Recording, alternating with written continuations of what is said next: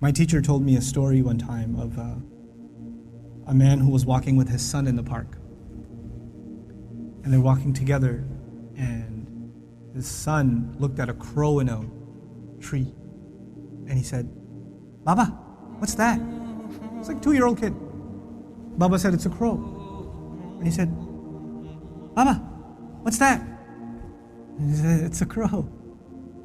"Oh, okay." "Baba, what's that?" "It's a crow." "Oh, a crow. What's that?" "It's a crow." It went on for 10 minutes. He asked him 30 times, he counted. Dad kept a score, and he put it in his little journal. "My son, today we were walking in the park, asked me about a crow 30 times. It was the cutest thing in the world." 30 years go by. The son is not 2, the son is 32. Father calls him, "Son, can I come over?" "Dad, it's not a good time right now." "Son, just bear with me. I just need like 10, 15 minutes. That's all I need. Just go for a drive. I need to talk to you about something."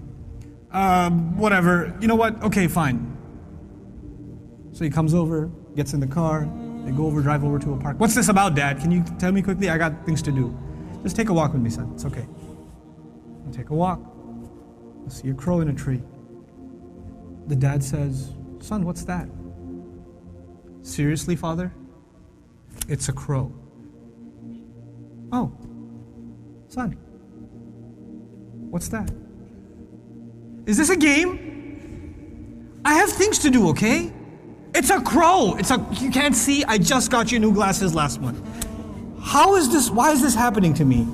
Dad, why are you so difficult? I don't understand what the problem is. Just tell me what you really want. I'm busy, okay?" The dad pulls out his journal. He says, "Son, this is something that happened 30 years ago. We were walking down this park. You saw a crow. And you asked me 30 times. And I gave you a smile every time. You couldn't handle twice. What are we giving our parents?" I'm not even bringing Allah into the picture. The fact that Allah mentioned Himself and then mentioned His parents is, you think about that. But what have they done for us and what have we done for them? What have we done for them? How many parents leave, like their children are in ICUs, and they stand there and hovering over this little glass box with a baby inside, 24 hours a day, 7 days a week, standing in a hospital, not even sitting down, standing in a hospital. Like feeding off of like vending machines. And that same kid grows up and doesn't have the time to call. That same kid. You know? How many mothers almost died giving birth? Almost died giving birth. And now it's so difficult to respond to her call. Or to just give her just a couple of minutes a day. Just let her feel a little important. You know how unfair that is, that you were the most important thing to them and they are so insignificant to you? How unfair that is? You know? They carry that pain with them every day, that I am nothing to my children. I mean nothing to them, worthless to them. You know, they have no time for me. When something is worth something to you, it gets your time. Most of you at this age, you want to just get away from your parents. You just want to be with your friends. You want to be on your own. You just don't want to be with your parents. You know? That's, you develop this crooked habit now and it will only get worse over time. Our parents have very, very, very strong emotions. They're very protective of us. For them, you won't know this until you become a parent. For them, it doesn't matter when you turn 60, you're still their baby. They still remember changing your diaper. They still remember feeding you milk. They still remember burping you and cleaning up after you peed in the back seat. They still remember that. You don't remember that, they remember that. My son won't remember that. I was like, I gotta go. Then all of a sudden he stops complaining. I'm like, oh, time to roll down the windows.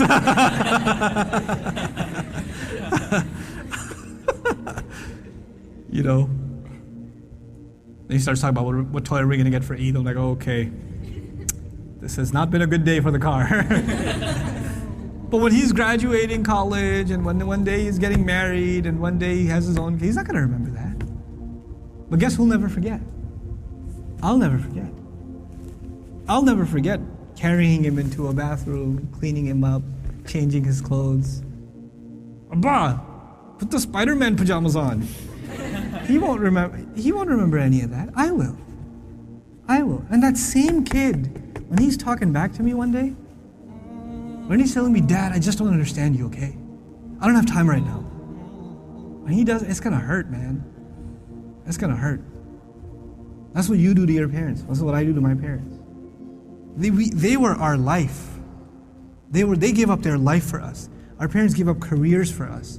Our parents gave up vacations for us. Our parents gave up friends for us. You know that? I know that now. I didn't know that then. They had their entire life planned until you came along. And then you became their plan. You became everything. And you have the nerve. One thing doesn't go your way. You hear one thing you don't want to hear. You snap back at them. It says, we're not even talking about Islam right now. We're just talking about decency, man. Just decency. What have they done for you, and what you give them back is so unfair. It is so unfair. My dad's so annoying. My mom's so this. They're always mad. They're never happy. They're this, they're that. What are you? What about you? I'm telling you, I can't say this enough times. If you don't earn your parents' du'as, nothing good will come of your life. Nothing good will come of your life if they're not happy with you. If you haven't done everything you can to make them happy. And never give them, you haven't, in all honesty, sometimes parents can be unfair. They're human beings, they can be unfair too. But if you have never, unless you have given them reason to be upset, if you've never given them a reason to be upset, then that's between them and Allah.